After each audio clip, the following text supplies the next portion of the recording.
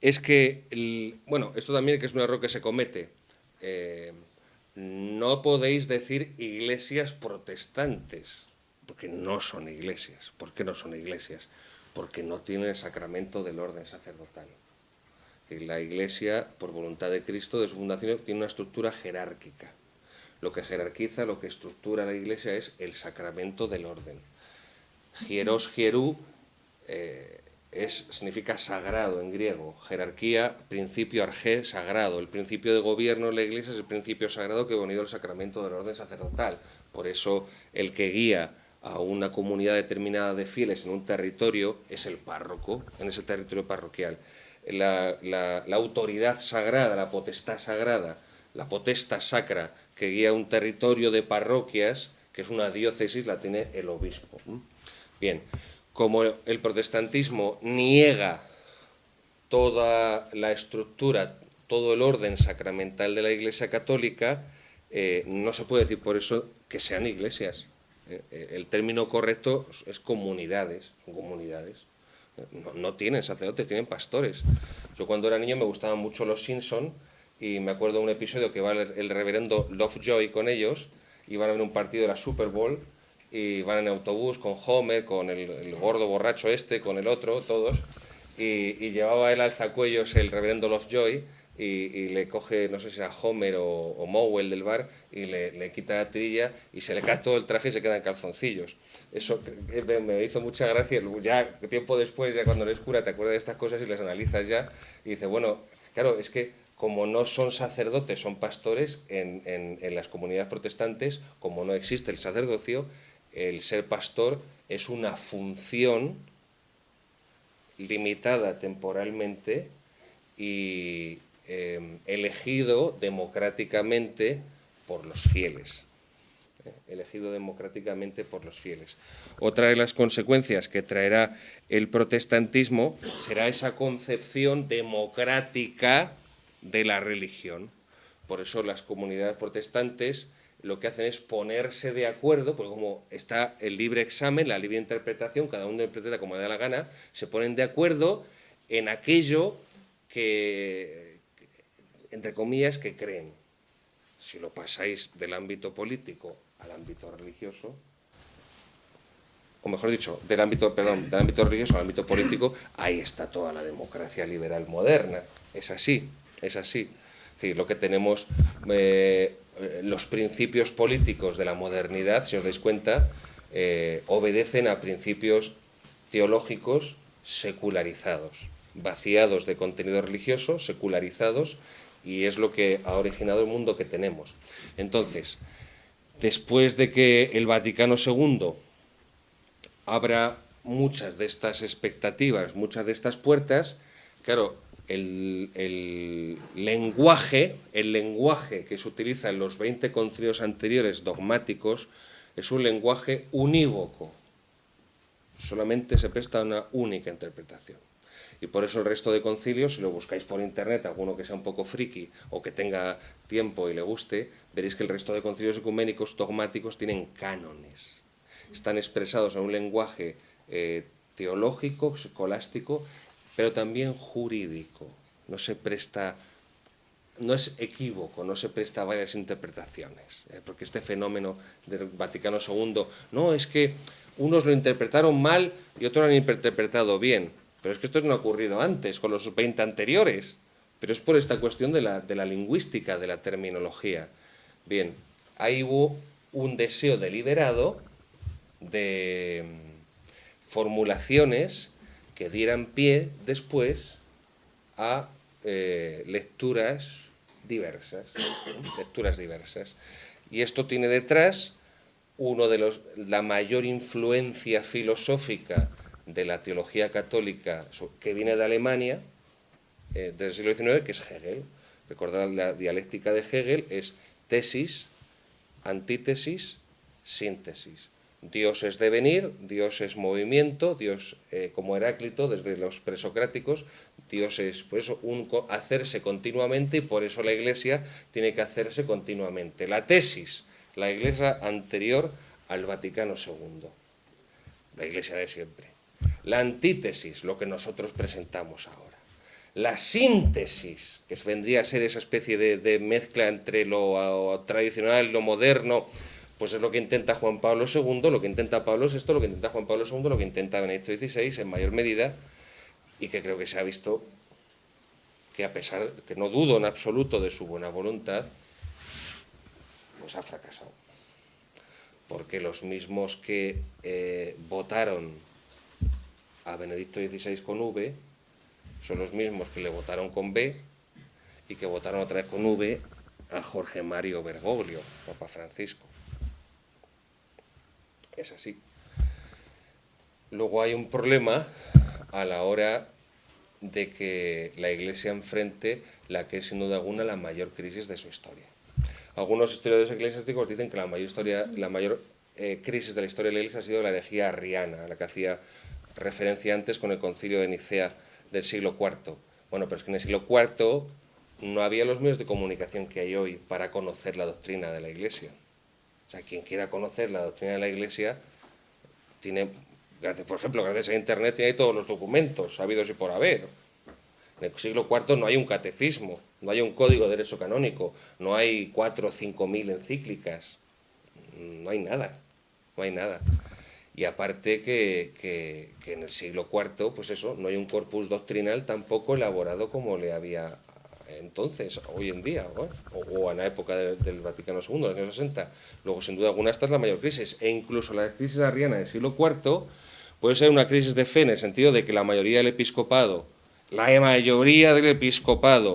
no creía que Jesucristo era Dios, pero la sociedad no había saltado en pedazos como hoy en día, con el aborto, con la eutanasia, con la desestructuración de la familia, con el proceso de cegar las fuentes de la vida y ser sustituidos por una invasión de hordas migratorias del África, etcétera, etcétera, etcétera, etcétera. Luego, estamos ante la mayor crisis que ha vivido la Iglesia en 20 siglos de historia. Salir de esto, lo que humanamente no se puede salir. Es decir, el cáncer ya tiene tal grado de metástasis que no es posible una solución humana. Ya tenéis unos años, recordad cuando este escritor Dan Brown publicó el Código Da Vinci, es que no puedo decir palabrotas porque está grabando. Todos los imbéciles comprando el Código Da Vinci, ibas a la casa del libro, ibas a Corte Inglés y tenían palés, eran auténticos palés de libros y la gente los llevaba, pues eso, como si fuera los sacos de pienso del perro. Y ahí decía Dan Brown en el Código Da Vinci que el primer concilio ecuménico, que es el de Nicea, año 325, donde se proclama el dogma de la divinidad de Jesucristo, que ahí es cuando la Iglesia empieza a creer que Jesucristo es Dios. Y dices, joder, macho, pues hasta el siglo IV no creía la Iglesia que Jesucristo era Dios.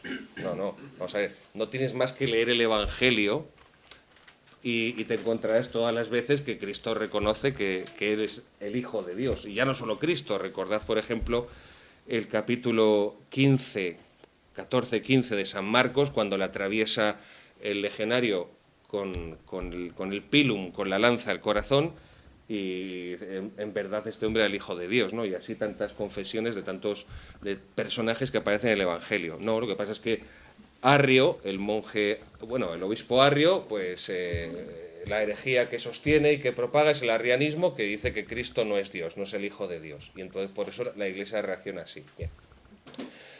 El Concilio Vaticano II es el primer concilio de la historia de la Iglesia que no es dogmático, es pastoral. El propio concilio, el Papa Juan XXIII, cuando lo convoca en el 59, quiere que sea pastoral, que no sea dogmático. Pablo VI, cuando lo continúa la muerte de Juan XXIII, año 63, hasta que culmine el 65, insiste en que el concilio sea pastoral, no sea dogmático. Que los concilios fueran dogmáticos, todos los anteriores, implica una serie de cosas. Primero, el dogma, que es una verdad de fe extraída de la Sagrada Escritura o deducida de la Sagrada Escritura. Os pongo un ejemplo. Que Cristo es Dios es un dogma de fe que está en la Sagrada Escritura presente. Que la Virgen es inmaculada, el último dogma que se proclama por Pío IX en 1854, no está literal así en la Sagrada Escritura, pero se deduce. Capítulo 1 de San Lucas, cuando el ángel le anuncia que va a ser madre de Dios y consiente, y le saluda así, llena de gracia. En griego, kecharitomene. Llena de gracia significa llena de Dios. Llena de Dios significa que no tiene pecado. Si tú llenas un vaso de agua hasta los topes, no cabe nada más. Si estás llena de Dios, no cabe el pecado en ti. Eres inmaculada, sin pecado, purísima desde el primer instante de tu concepción. Porque vas a ser eso, el recipiente que va a albergar al Hijo de Dios hecho hombre, hecho carne. Bien, pues al dogma le acompaña el carisma de la infalibilidad. Infalibilidad. Y al dogma le acompaña también el carisma de la perpetuidad.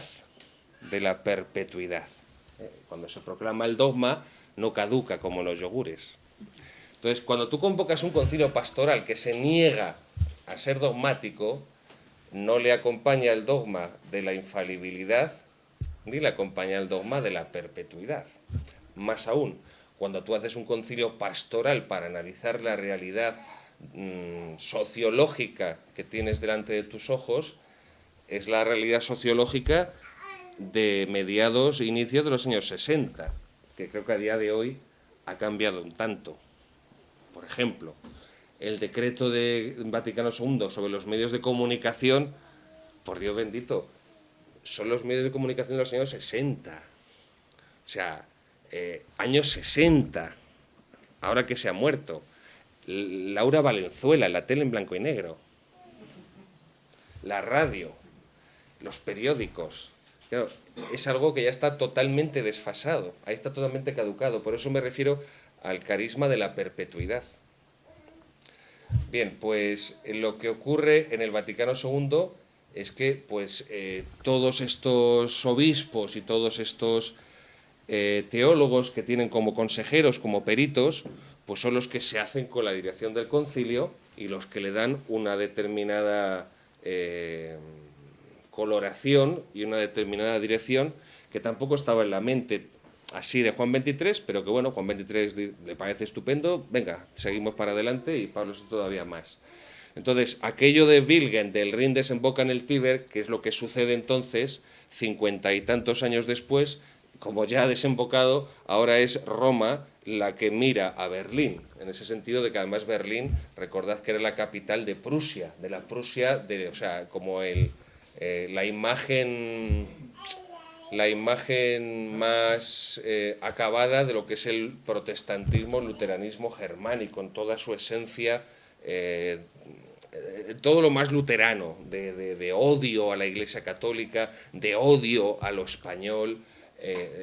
También hay que decirlo, esto es política y eclesiásticamente incorrecto, pero también hay que decirlo, de odio al pueblo judío. Lutero es un furibundo antijudío, esto lo intentan ocultar, porque claro, después de que pierde la guerra mundial Alemania, pues estas cosas no son políticamente correctas, ¿no? Y más cuando la Iglesia pues quiere hacer ecumenismo con los protestantes y llevarse bien con los protestantes. Entonces, claro, sacarle estas cosas a los protestantes de que Lutero era un furibundo antijudío, y ahí están sus escritos, pues no queda bien.